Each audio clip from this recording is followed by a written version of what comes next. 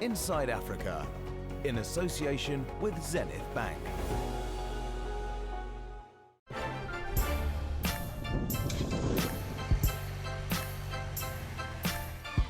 In South Africa, street art is being elevated to new heights. The spray can and paintbrush bringing colour and meaning to once neglected streets. The joy you see in people's faces when they see their spaces looking beautiful and colourful is priceless. If a picture is worth 1,000 words, these walls have become storybooks. By telling my story on the wall, everyone that walks past will be able to interact with that story. So it is inspiring the community in many, many different ways. This is South African street art. This is Inside Africa.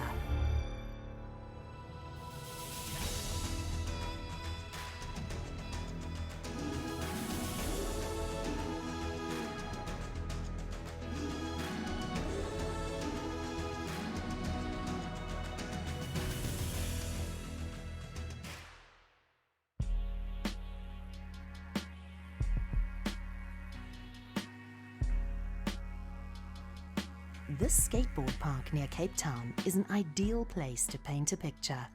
The artist has a message in mind. He's warning against the dangers of junk food. It's a heart engulfed in flames, so it represents the heartburn that people get. I'm going to try and make it where the art is trying to escape from the flames. It's also in my hometown in West Region, which is Plains. Riza Potgieter's street art tag is prefix 66.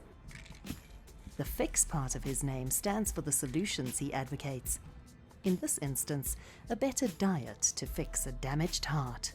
And the only way to escape it is to actually eat healthy type of things and that. So I won't be actually finishing the piece today.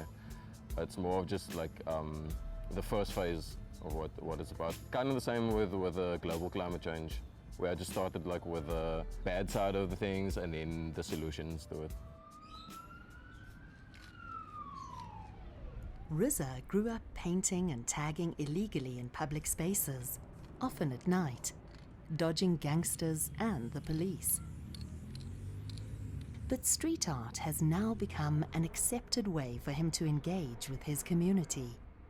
I thought I'm just going to keep it simple by the youth kissing the elderly on the forehead. So it's like a friendly type of kiss, a caring type of kiss, to inspire this youth to look after their elders, whether it's family or not. Riza is one of scores of artists filling in the blanks on cityscapes in South Africa. Here in Cape Town, hand-painted pictures create splashes of colour, taking street art out of the shadows and into the sun. And in the past 5 years, a non-profit organisation called Baz-Art has partnered with many of the artists. When we speak about graffiti and strong political messages and confrontation and vandalism, it usually happens at a moment where politics are very difficult and it's a rough time for the citizen and the country. And that's why there's so much expression on walls and tagging and trains. It's not just a culture or a subculture, it's a medium of expression and saying why there's anger. At times where the country is doing better, those messages beautify themselves. That's where the art part comes in. Alex and the Baz-Art team help navigate the bylaws to get permission for artists to paint in public spaces. As a Belgian national, Alex has had to learn the law of street art from the locals, such as veteran Mac1. The day I met with Mac1, we talked about the history of street art in South Africa, the power of message, the pre-apartheid, the post-apartheid era, why people in Mitchell's Plain were using it as a medium to communicate on walls, and how it grew in South Africa from a political tool or a way of expressing yourself to a street art that now is more used to beautify spaces, to bring colors on walls.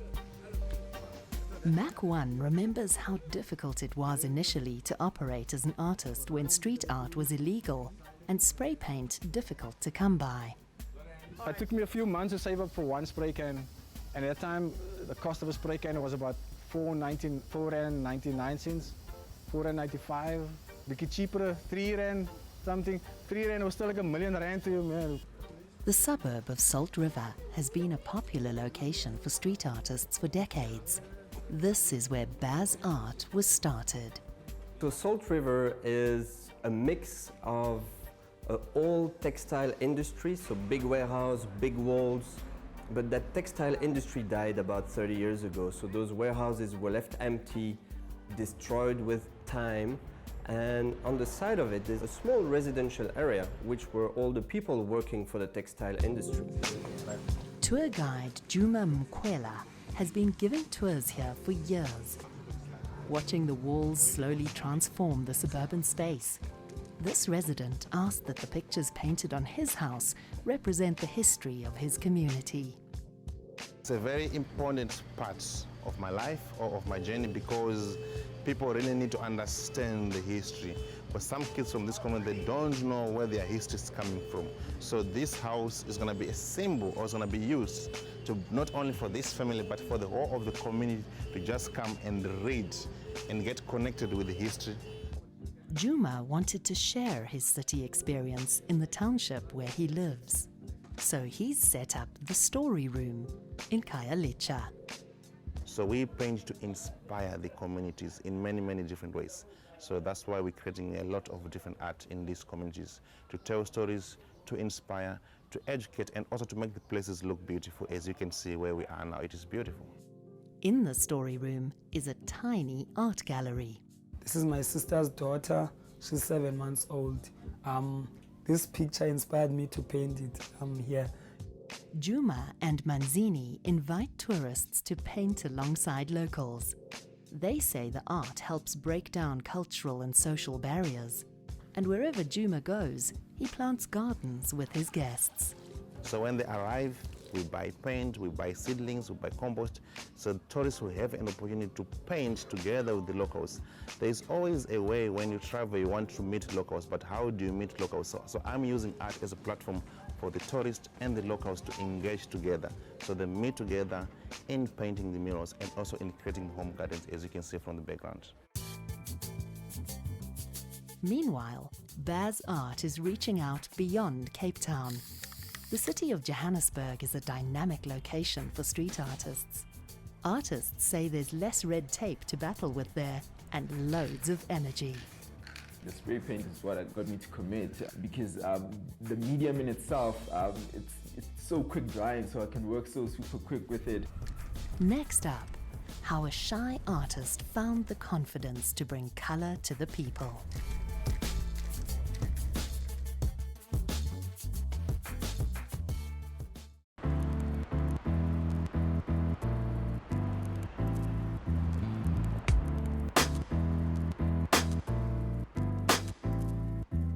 South Africa's street art has clearly been elevated in Johannesburg. This painting of a woman is 8 stories high.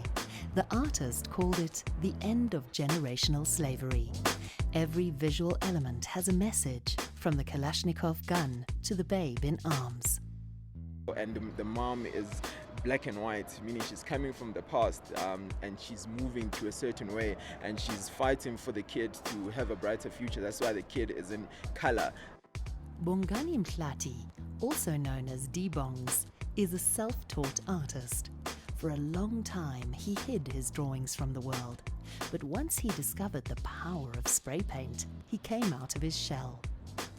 I got to learn from small walls, medium walls, and now big walls. So I guess the confidence part, me being out there and getting people's criticism and just taking that and knowing that I can move with it and be better. I think that's what really got me interested in it and got me stuck and loving it. D-Bong's small studio in downtown Johannesburg is just large enough for the tools of the trade. Also, the mask really works great because it protects me from being drowsy and from being high unintentionally. So it's basically these two, and for working at heights, because right now I've been being fortunate to work on big walls. So it's either I use a step ladder or I use the scaffolding to get up. So depending how high I have to get up, I just take these with me and assemble them on site. From here, it's a short trip to the trendy district of Maboneng, which is studded with eye-catching images. As with many other street artists, Dibongs has made sure to leave his mark. They have something to say to the people on the pavements. The concept of it is basically to speak about comfortability and being comfortable in your own skin, loving yourself and knowing that one is enough, you know, loving your hair, your curly hair is beautiful, your skin is beautiful, you're beautiful. Alongside is the work of artist Senzo Nhlapo. Senzo has a fine art background, but loves the canvas of the streets. I'm inspired by masks, African masks. So I used to study African art. You know, I will go and refer myself. I will go and study Benin art. I will study the art from the Mali. And then I will always come across these beautiful artifacts or African masks with my own style, and I started putting things together and then say, you know what, let me give it like a pop feeling, you know, like an African pop art feeling. So that's how I was influenced. Yes, I was aware of the Picassos, I was aware of the other movement of art, but now we never had any movement of art. Therefore, I sort of came with my own signature to also celebrate the identity of Africans. The non-profit organization Baz-Art is in partnership with both Dibongs and Senzo. Recently, they were able to secure them an opportunity to paint in New York. Their journey included a visit to this mega street art company, Colossal Media. We kind of consider them as a big brother because they've been around for 15 years. They have created, I would say, their own industry around street art, and they paint a lot of walls across the US. And they've created a sustainable industry showing that billboard and plastic billboard is not really the future. You can use people, create a message on the wall, and build a story around street art. And I was just blown away, like the colors, they have everything in-house, like the machines, the paint, everything is just in-house. So my mind was just blown away that this can actually happen, you know, and it started with like artists. So it really shows that nothing is impossible.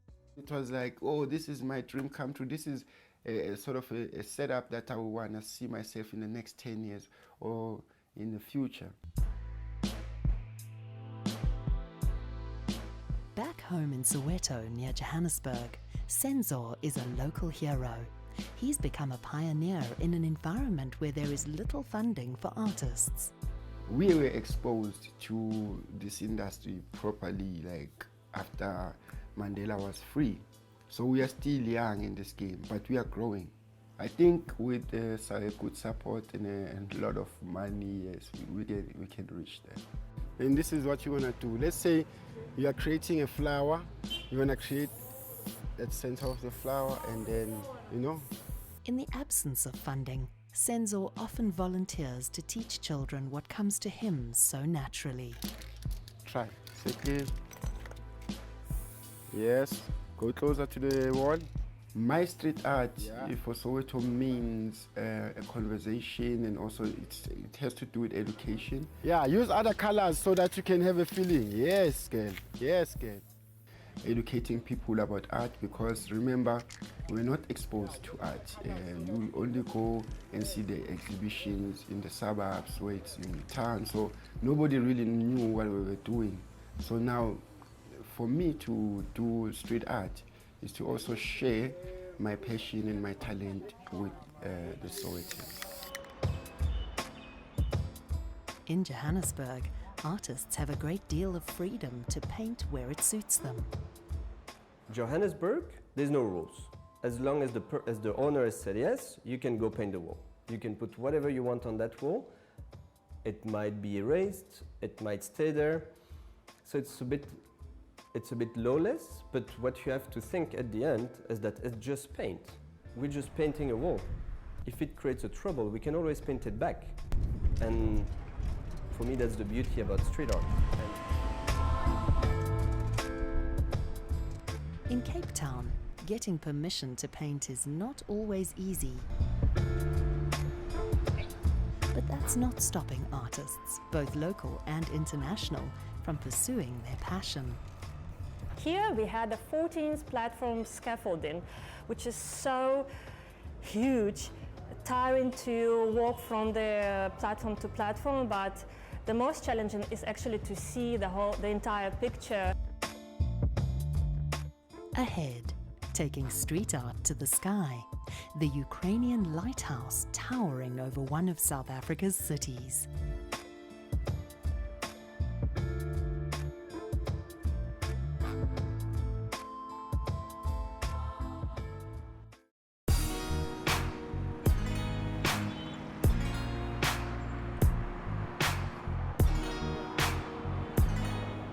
Two Ukrainian artists created a lighthouse on one of Cape Town's busiest streets.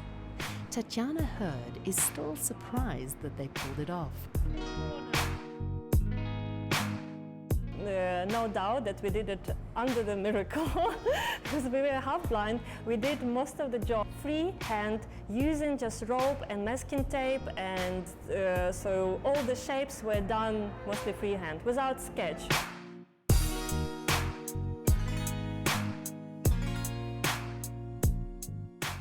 The painting depicts a lighthouse that stands in Ukraine, where Tatiana fell in love with a South African.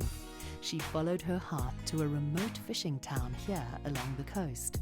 As a way of introducing herself to the locals of Lambert's Bay, she painted pictures on their walls. I'm naturally a very flowing person, and I would do this decorative folk art, which is very flowing, floral ornaments. I realized that I can't just be so different. I sort of have to blend into the local culture and create something new. So my personal style is that I'm still flowing, but also using the shapes and colors which are bright as South Africa is.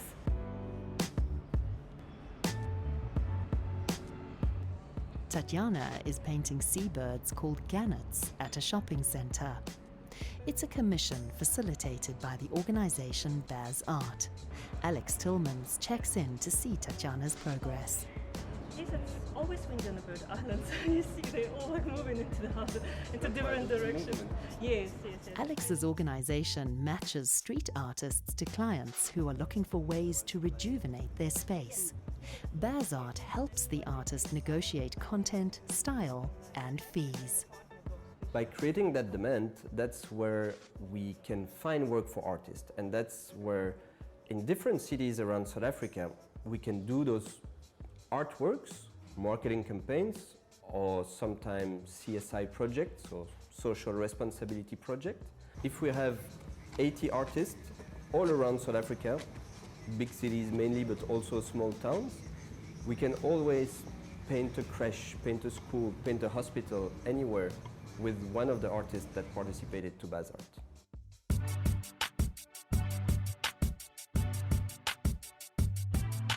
The Baz-Art program developed from the first International Public Art Festival in 2016.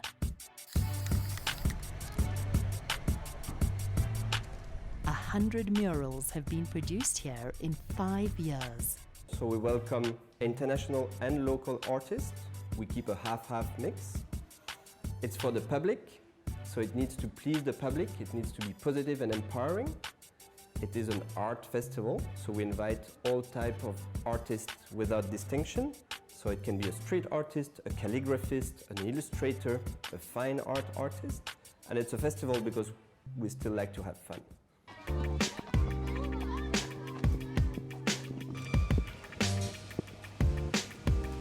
I grew up here. I grew up in between Woodstock and Salt River, so I went to school here. That was during the 80s, which was quite an interesting time to be here. And I've watched the area change over time, from being quite a disadvantaged community to now having a revival and turning into quite an art hub as well. Anthea has settled in Salt River. She's a trained tour guide. Showing off street art is now her job. It's been a lot of pride, but graffiti art in this area actually goes back a lot further. I grew up with graffiti artists, and there are pieces in this neighborhood that are 16 years old with not a mark on them. Same with the new pieces that we've put in. They're such a part of the community and a reflection of that. And the international artists that we've brought down, as well as local artists, became such a part of the community while they were here. So it was very much a community project in that sense. When I look at that street art, especially in Salt River, it's really soothing for me as an artist, as a person. The Baz-Art program includes support for art teachers like volunteer Mark Jenniker. Put your brush in the water, so let it stretch, let it stretch. Children can find Mark in this library most afternoons. Baz-Art supplies him with materials. That is just my passion, to keep kids off the street and out of trouble, you know, because you don't get a lot of good role models out there. Mitchells Plain is full of a lot of negativity, so I'm just trying to give them what I didn't get. You take white and a little black, then you make gray. Where's the white? Mark is living proof of the power of art. It helped him turn his life around when he got out of jail. On the education part in Mitchells Plain, we have Mark Jenniker is our main lead teacher. He used to be a gangster a long time ago. He's convinced that art will make better kids by opening their creative brain, but also by teaching them social life skills. Oh, you want me to put this somewhere where it can dry? Art is really a form of a therapy and to focus on positive things for the kids, and they grow up in that positivity. What I'm doing is really therapeutic, and it can save lives as well, because here bullets is flying from everywhere, anytime. You never know when it happens.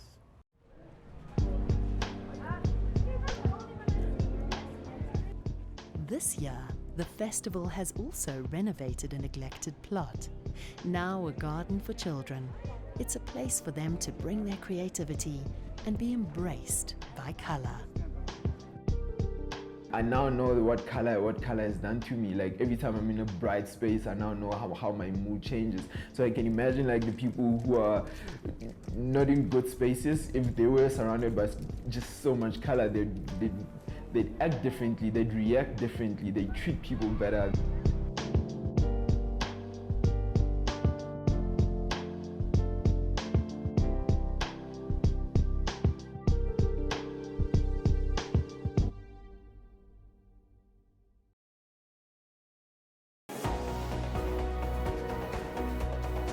Inside Africa, in association with Zenith Bank.